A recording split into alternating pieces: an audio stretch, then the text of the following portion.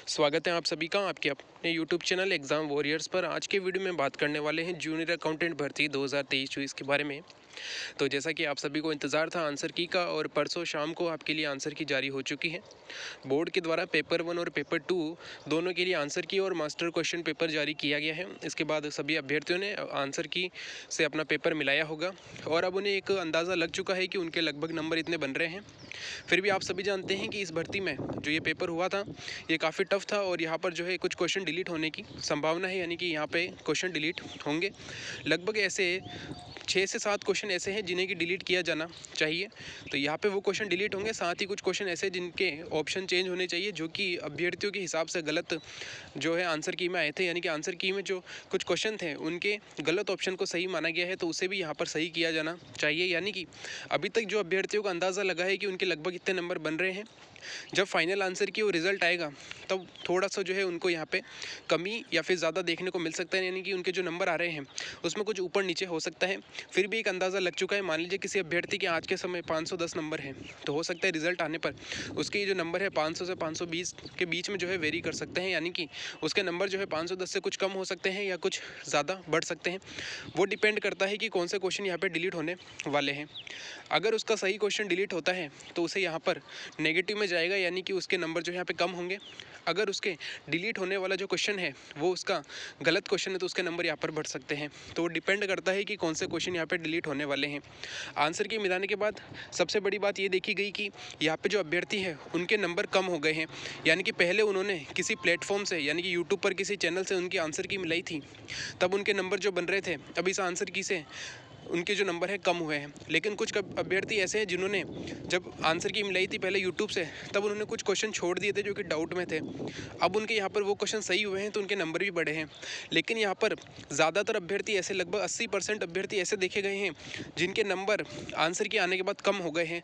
और ये लगभग जो नंबर है 10 से 15 नंबर जो है यहाँ पर कम हुए हैं अभ्यर्थियों के। वही कुछ अभ्यर्थी ऐसे हैं 20% जिनके नंबर कुछ बड़े हैं। तो अगर एवरेज देखा जाए तो यहाँ पे 10 से 15 नंबर की कमी आई है अभ्यर्थियों के हिसाब से। यानी कि यहाँ पे 10 से 15 नंबर कम हो गए हैं आंसर के आने के बाद। अब इसका प्रभाव जो है आपकी कट ऑफ पर पड़ेगा। पहले जो कट ऑफ बताई जा रही थी, अब उससे जो है यहाँ पे 10 से 15 नंबर की कट ऑफ आपको कम करनी होगी, क्योंकि अभ्यर्थियों के नंबर जो है अब कम हुए हैं आंसर के आने के बाद। क्योंकि जो हम यूट्यूब से चैनल मिला, जब यूट्यूब पर जो आंसर की आती है उससे अपना पेपर मिलाते हैं और उसके बाद जो बोर्ड के द्वारा आंसर की आती है तो उसमें परिवर्तन देखने को मिलता है। कुछ क्वेश्चन होते हैं जो कि वहाँ पर गलत बताए जाते हैं और बोर्ड के आंसर के आने के बाद ही उसका सही मिलान हो पाता है।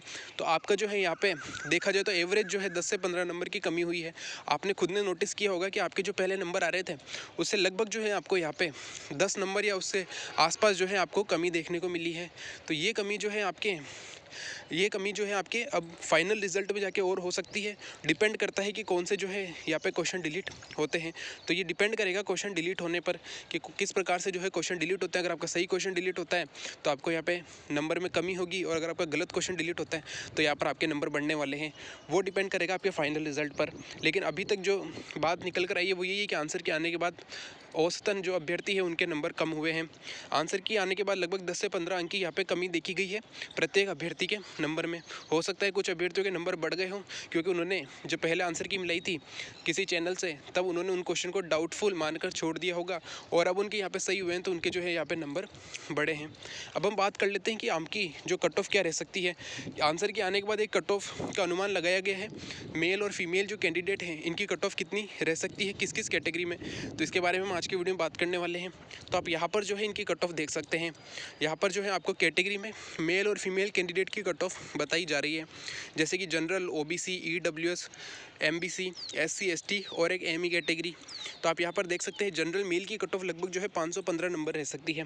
पहले इसी चैनल पे जो है आपको कट ऑफ लगभग 530 बताई गई थी जनरल मेल की, लेकिन अब आंसर के आने के बाद यहाँ पे 10 से 15 नंबर का जो है अंतर देखने को मिला है। एवरेज 10 से 15 नंबर कम हुए हैं अभ्यर्थियों के। कई अभ्यर्थी ऐसे हैं जिनके आंसर के आने के बाद लगभग 35 से 40 नंबर भी कम हुए हैं, और कुछ अभ्यर्थी ऐसे जिनके नंबर जो है यहाँ पे 8 से 10 नंबर बढ़े हैं।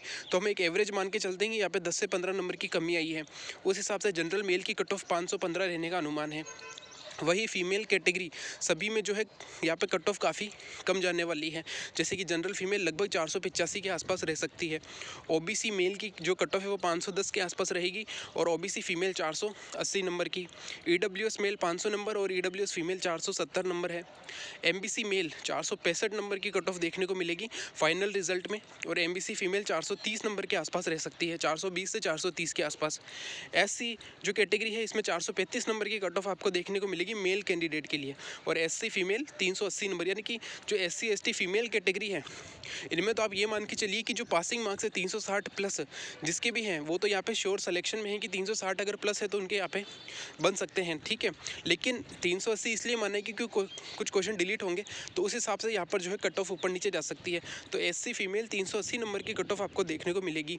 एसटी मेल 420 नंबर और एसटी फीमेल 365 नंबर। यानी कि एसटी फीमेल में तो जो भी 360 प्लस है, क्योंकि 360 मिनिमम मार्क्स आपको चाहिए होंगे, उसमें भी 5% आपको रिलैक्सेशन मिल सकता है। तो एसटी जो फीमेल है उनके 365 नंबर की कट ऑफ देखने को मिलेगी। अब बात कर लेते हैं एमई कैटेगरी की। तो एमई कैटेगरी की यहाँ पे जो कट ऑफ है वो लगभग 430 नंबर के आसपास रह सकती है। वही बात करें टीएसपी एरिया की, तो टीएसपी एरिया में जो कट ऑफ है वो काफ़ी कम जाएगी। टीएसपी मेल की कट ऑफ लगभग 470 नंबर के आसपास देखने को मिल सकती है। बाकी आप खुद अनुमान लगा सकते हैं कि बाकी कैटेगरी में क्या कट ऑफ रहेगी। तो ये जो है यहाँ पर आपको एक नॉर्मल कट ऑफ बताई गई है। अभी फाइनल रिजल्ट आना बाकी है, फाइनल रिजल्ट में और साफ हो जाएगा आपके कि क्या कट ऑफ रही है। लेकिन एक अनुमान है कि जिनके भी नंबर इतने बन रहे हैं वो तो यहाँ पर फाइनल सिलेक्शन में ज़रूर शामिल हो जाएंगे। हो सकता है इसमें जो है 5 नंबर कम और भी जा सकती है। तो आप देख सकते हैं यहाँ पे अगर आपके नंबर इतने बन रहे हैं तो आप यहाँ पे श्योर सिलेक्शन में हैं। तो ये था हमारा वीडियो आंसर की आने के बाद। आपके जो औसतन जो अभ्यर्थी हैं इनके नंबर में यहाँ पर कमी देखने को मिली है। एवरेज अगर माना जाए तो 10 से 15 नंबर की कमी यहाँ पर देखने को मिली है। उस हिसाब से जो है यहाँ पर कट ऑफ बताई जा रही है। इस पर आपकी क्या राय है वो आप कमेंट बॉक्स में बता सकते हैं। Thank you. जय हिंद, जय भारत।